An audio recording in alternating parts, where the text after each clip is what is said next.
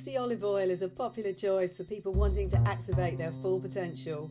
Improved sleep, faster recovery and more energy are just a few of the amazing comments received from our customers who take a spoonful a day. Make C60 oil a part of your daily routine and see what it can do for you. Activate your potential today at thec60company.com.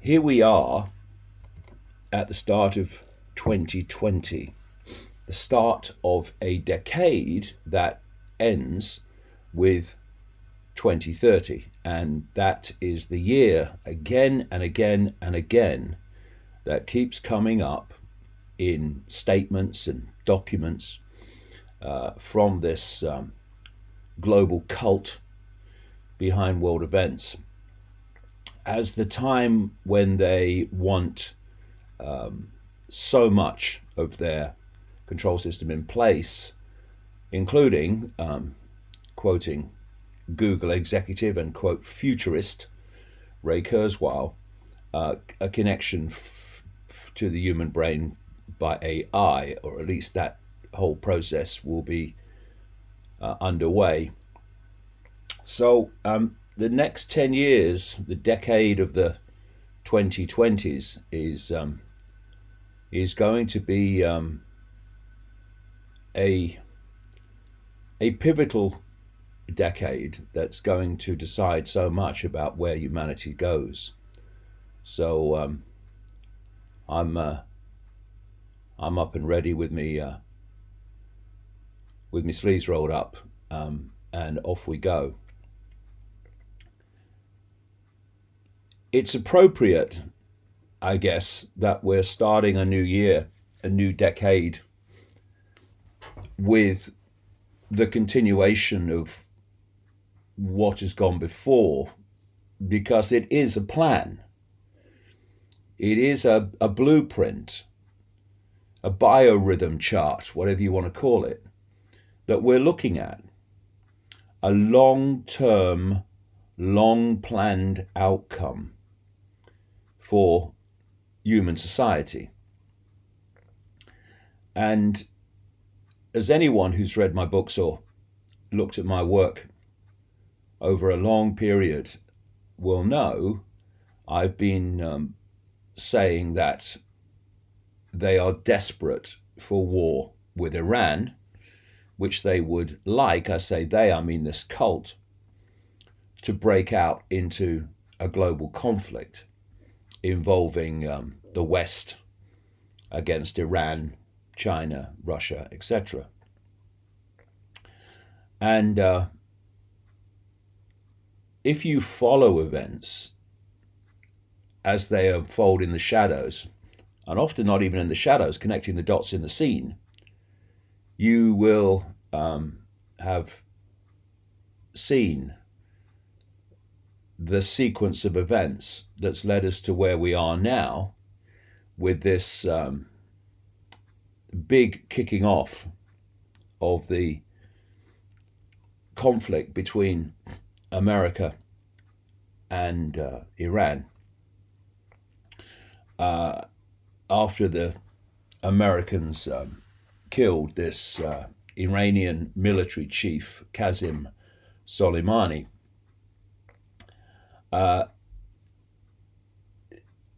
when you see the sequence of events, where that sequence of events leads is no longer a surprise, because you've seen the steps towards it all along.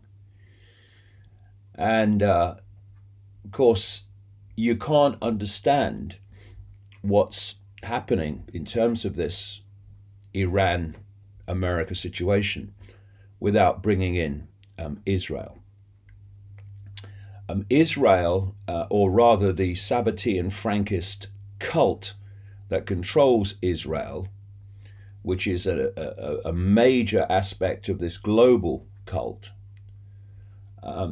you cannot appreciate what is happening now without appreciating Israel, and particularly the Sabbatean Frankist cult that control Israel. Israel has had, this cult has had, a list of countries that it wanted to regime change for a very long time. You can go back, as I've said many times, to the month of September 2000. Just have a sip of water here, where this Israel Sabbatean Frankist cult front or think tank called the Project for the American Century published a list of countries that it wanted to regime change, and how to do that it said it needed a new Pearl Harbor, a new major catastrophe for America, that would justify to the American people massive increases in military spending and a series of wars in the Middle East to pick off these very countries on the list. And of course, along came 9/11. In my last book, The Trigger, I show how 9/11 was centrally controlled and centrally orchestrated, not by Osama bin Laden, but by this Sabbatean Frankist cult operating out of Israel. So the dots all start to connect in that along came 9/11 in September 2001 at a time when those that wrote that Project for the New American Century document listing these regime change countries were actually in the Bush administration, able to make those moves that would lead to these countries being targeted. Along then came 9/11, which gave them the excuse, first of all, to target Afghanistan, claiming that Osama bin Laden was behind the 9/11 attacks and he was in Afghanistan, so they had to go for Afghanistan. Of course, they're still there. And then to start picking off these countries on this list from September 2000. Iraq, Libya, Syria. They also mentioned North Korea and Lebanon. And, of course, also in the list was the big one from their point of view, Iran. And so in this one-party state that is America and is virtually every other country, we had a Republican, Boy George Bush, and in Britain we had Labour Party Prime Minister Tony Blair, fronting up the invasion of Afghanistan and then the invasion of Iraq based on a lie about weapons of mass destruction. Of course, the lie was simply because they didn't have a reason to invade Iraq, so they had to make one up. It's on the list, so we've got to make one up to justify it. And of course, the catastrophe that's followed is there for all to see. Then Bush moves out, Republican, and in moves Barack Obama. Then Blair moves out, and eventually, after another Labour Party Prime Minister called Gordon Brown, in came the Conservative Party Prime Minister, David Cameron. And Cameron and Obama then oversaw the targeting of Libya, which has been catastrophic, and Syria, the start of the so-called civil war in Syria, which is actually orchestrated by American-funded and armed and Saudi Arabia-funded and armed terrorists. And then eventually Obama and Cameron move out, and in America in comes Donald Trump. Donald Trump, who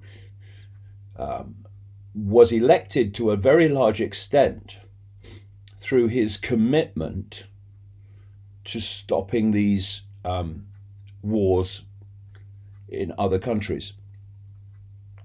And that commitment, without which he would not have been elected, has made it more difficult for the cabal around him, ultimately the same cabal, the same cult that was around Bush and was around Obama. It's made it more difficult because they wanted to have a war with Iran. But from an electoral point of view, Donald Trump knows that that would be disastrous. In fact, just a few weeks ago, maybe months ago now, there were planes in the air on their way to attack Iran, and Trump pulled them round, turned them round at the last minute. And it's very, very clear why. Someone had had a word in his ear, or he had been, it had been pointed out, the facts of life, that if you attack Iran, then your electoral chances of getting re-elected are dramatically less, because you're going against what your entire political base wants. But around Trump is this Israel-centric group that wants war with Iran, because Israel and the Sabbatean Frankist cult wants war with Iran. So Trump is between a rock and a hard place from his point of view. The rock being electoral consequences, and the hard place being the networks that control him. And so they've gone along the road, because what they're looking for, what they've been looking for all along, is a reaction from Iran. You know, it's the same situation that we saw in the run-up to America's arrival in the Second World War. The president, Franklin Roosevelt, who was completely owned by this cabal, he got elected by telling the population that their sons and daughters were not going to fight in a war in Europe. But Franklin knows they are. So he gets elected by telling the people what they want to hear. But then he's got a problem, because they are going to fight in that war in Europe, because it's part of the plan of the cult. So they had their 9/11, which was Pearl Harbor, the Japanese attack on Pearl Harbor. And when you read absolutely detailed documentation of what actually happened, Japan was prodded and prodded and prodded through various means into that attack. And the American government and military knew it was coming and when it was coming. That's why a lot of major American naval ships weren't in Pearl Harbor at the time. And something like 3,000 people, as I recall, were killed, similar number to 9/11. And as a result of that, Pearl Harbor in Hawaii, of course, Franklin Roosevelt was in the clear, because he would then say, well, you know, I didn't want to go into this war in Europe, but we got no choice now, we've been attacked. Oh yeah, Franklin, yeah, we understand, we know you didn't want to do it, but what can you do? no, this has happened. Classic problem, reaction, solution. With problem, reaction, solution, you can create a problem, or you can allow a problem to happen that you could have stopped. Or, of course, as with weapons of mass destruction in Iraq, you can just make a problem up that doesn't actually exist. Climate change caused by human activity, I rest my case. So, what we have been looking at through the Trump administration is an effort to so prod Iran that they would respond. And the response would then be justification for the war that they plan all along. And in the background publicly, but not in the background in the shadows, is Israel, constantly pushing for an attack on Iran. And we even have the confirmation in recordings of Prime Minister Benjamin Netanyahu, recordings he didn't know were being recorded, that he claimed that he was responsible for Trump ditching the nuclear agreement with Iran, which kicked all this off. It kicked off this sequence because there was an agreement with Iran over nuclear development that had calmed everything down. But of course, if you want a war with Iran, you don't want things calmed down. You want things to kick off. And so they got rid of the nuclear agreement, unsupported by European politicians. And the sequence began, which has led us to where we are now. So Trump's fear, another sip. So Trump's fear of electoral consequences for an outright attack on Iran from his own, if you like, decision making, I'm going to attack Iran, has meant that Trump has gone down the road, this prodding in the chest road of extreme economic sanctions. Because the idea is that you cause so much economic deprivation among the people of Iran that one of two things happens. Either Iran militarily reacts, which is what you want, because then you've got your excuse for what you've planned all along, or, and we've seen an effort to do this, you create so much deprivation and unrest in the country through economic sanctions that through your agents provocateurs and the CIA and other military intelligence operations will have that sorted in Iran. You start protests, the classic People's Revolution protests, that overthrow the regime that you want to get rid of. And they tried that a few weeks ago, but the Iranian government stopped it. And I'm not an apologist for the Iranian government. I think that the Iranian system of religious control is appalling. But if we're going to be mature and look at something from a unbiased point of view so that our perceptions are not filtered through the bias, then you have to see that it's clear that Iran was not threatening the United States, but it's on the list of regime change countries, a major name on that list.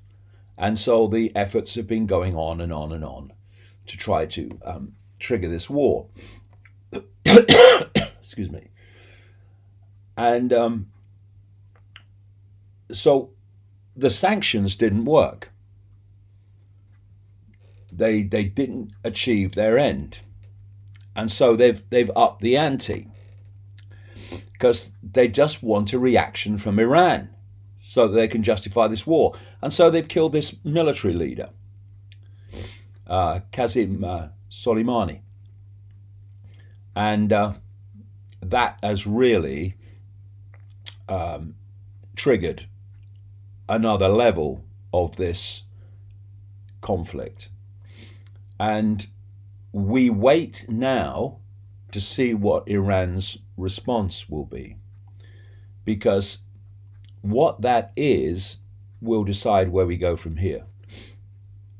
If it's a military response, then the United States, urged on by Israel, that really controls the administration of the United States. Trump's owned by Israel, 100%, lock, stock, and the other thing. We will see a response from the United States, which will kick it off even more than up to now. And I'm looking at a headline this very morning. Donald Trump sees Iran's threat against 35 US targets and raises them by vowing to strike 52 Iranian sites. I mean, this is the politics of the playground. I mean, Donald Trump, who's never seen a gun fired in anger, is suddenly, we will do this, we will do that. Just like Tony Blair, we will do this, we will do that. George Bush, we will do this, we will do that. Obama, we will do this, we will do that. And the we is not the politician, president, or prime minister sipping tea in the bloody White House or Downing Street, or coffee or whatever. It's the men and women of the American military. That's the we who will do this or do that. And at the other end of the we are civilians. They're always in the crossfire of these playground bullies. And what is happening, and what's been happening since that Project the New American Century document listing these regime changes that it wanted and saying that America needs to fight multiple theater wars to bring them about, is we're seeing a country of 8 million people, Israel, using American men and women to fight its wars in the Middle East. Its wars of conquest, its wars of power. And so if Iran does respond here, and the signs as I speak are not good, in some kind of military way, then this really is going to kick off. And of course, it's not just about the United States and Israel and Iran. And by the way, you'll see that protests by Iranians over this killing have not just been against America, they've been against Israel, because anyone who follows this knows Israel's calling the shots here. And we now have an article here in the London Daily Mail, how Iran crisis could lead to World War III.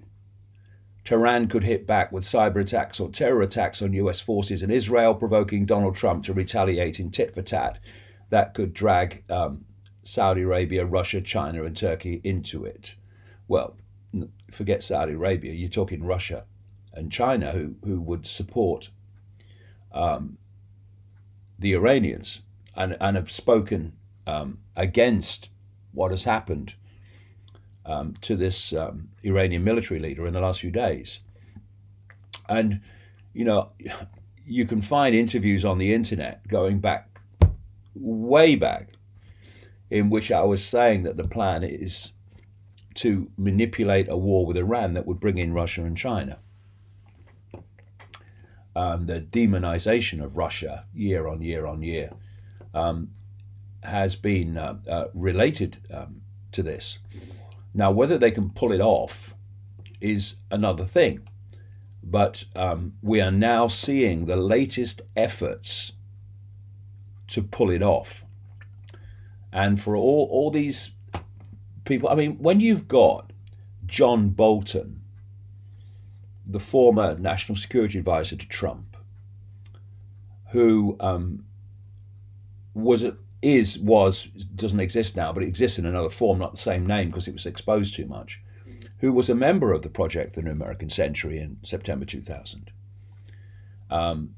pushing these regime change wars. Cough's got better, my mouth's gone now. These regime change wars. Then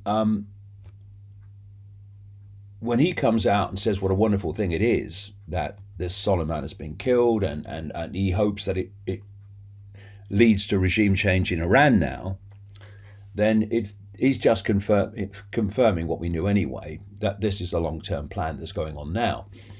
And John Bolton was put into the Trump administration by a guy called Sheldon Adelson, who's a Las Vegas casino billionaire and ultra Zionist to his DNA, who is Trump's biggest funder and the biggest funder of the Republican Party.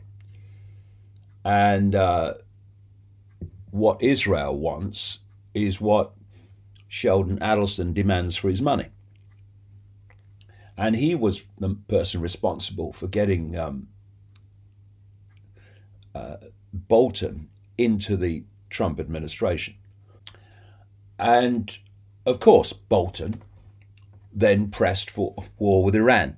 And he was behind this near catastrophic move when the planes were in the air before Trump turned them around. And in the aftermath of that, Trump got rid of Bolton because Bolton wanted to do something that Trump knew would be, for him, electorally disastrous. But here's Bolton now saying, yeah, this is what we want. Because you've got the plan, war with Iran, and you just keep pushing it and pushing it and pushing it and pushing it. And when you get pushed back here, you push again and push again. And that's where we've got. And what a surprise that we have Benjamin Netanyahu coming out and saying that he praised Donald Trump for killing a top Iranian general and says US has a right to defend itself, which of course is what Israel says after it's had its latest attack on innocent civilians in Gaza. And Israeli Prime Minister Benjamin Netanyahu has praised US President Donald Trump for acting swiftly, forcefully, and decisively to eliminate an Iranian general in a missile strike. And the reason he's praising it is because of where it could lead, which, as Netanyahu knows, has always been to war with Iran. The whole plan coming out of Israel and that which controls Israel. Now, this story kind of brings it all together. Israel knew, UK didn't. Benjamin Netanyahu was warned by the US of its plans to kill Qasem Soleimani ahead of the drone strike, while Britain was only informed of the attack once the mission was underway. Secretary of State Mike Pompeo called Netanyahu to inform him. Well, officially, but Netanyahu, from conversations in the shadows, would have known anyway. Mike Pompeo is a Christian Zionist who answers to Israel. The Deputy President, Vice President, Mike Pence, is a Christian Zionist who answers to Israel. And so Trump's basically surrounded. And he answers to Israel as well. He just knows that if he does certain things, he ain't going to get re-elected. So anyway, this is the story. Israel's Prime Minister Benjamin Netanyahu was likely told of the drone strike on the general before the attack. US Secretary of State Mike Pompeo is understood to have briefed Israel ahead of the time about their plans. And Pompeo spoke to Netanyahu on Wednesday night. Pompeo spoke to Netanyahu on the phone Wednesday night.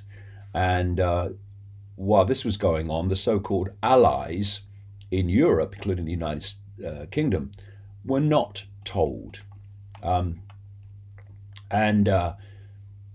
Thursday morning, hours before the attack in Baghdad, Netanyahu warned of very, very dramatic things happening in the region. He tweeted, "I want to make one thing clear. We fully support all of the steps that the US has taken, as well as its full right to defend itself and its citizens." Moreover, we know that our region is stormy. Very, very dramatic things are happening in it. We are alert and are monitoring the situation. We are in continuous contact with our great friend in the US, including my conversation yesterday afternoon. So here we have ever more obviously the fact that what is happening with Iran is not just the United States, it's being driven out of Israel. And when you realize that the networks controlled out of Israel control the United States government and United States military and United States intelligence network, then it all starts to make sense when what is happening is to the benefit of Israel.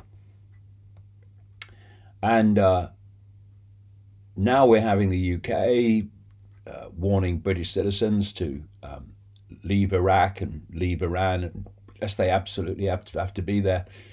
And we've got the Iranians warning of massive retaliation to come. And if that retaliation does come, then what I've been warning about for so long was the plan will start to move very, very quickly. And this is just more confirmation that we're not looking at random events that just happen. We're looking at a plan which has multiple elements. And one of them is war with Iran. And it's not easy to see how Iran, while from its point of view saving face, cannot in some way respond, or won't in some way respond. Watch this space, I guess, is the only way to describe it as we look at it today.